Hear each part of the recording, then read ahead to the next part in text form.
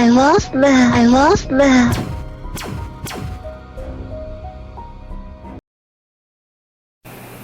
Alright, let's go over this problem here. Arrange the fractions in order beginning with the greatest. So another word for greatest just means the big numbers will be over here, and then my small numbers will be over here. They're all different types of fractions. You could transform those to decimals, right? Decimals kind of looks like money, and then you can compare which one is from the biggest to smallest, but I'm just going to use fractions because fractions are nice.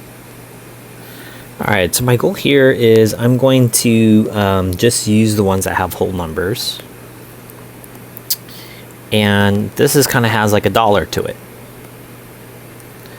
So I know those have to be the greatest. I'm just kind of comparing which one is bigger, 1/8 to 4/5. So I'm focusing on the yellow part there and not the 1. So I'm trying to think of the lowest common multiple.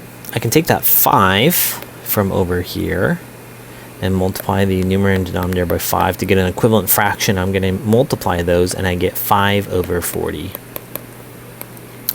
So I have 1 and 5 over 40, and same thing over here. I'm going to take this 8 and multiply 8 over 8.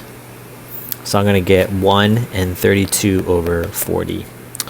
And then all I have to do is compare the numerator number, and of course 32 is bigger, so I know that 1 and 32 over 40, or essentially 1 and 4/5 is going to be my largest number.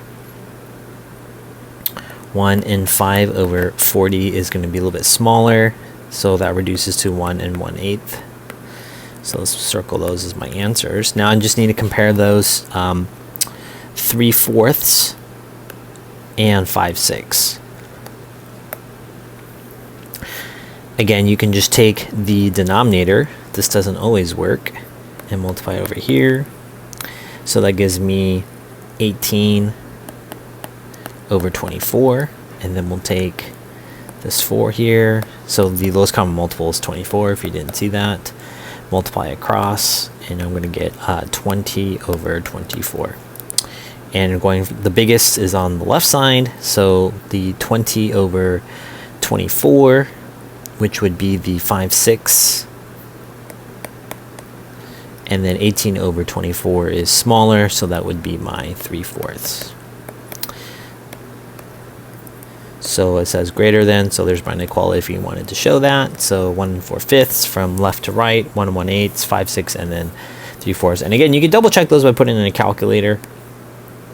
And that's it. And a math commandment that states, "Thou shalt not write thy math papers in ink." If you do write your math papers in ink, you cannot undo mistakes. A pencil can undo mistakes with an eraser.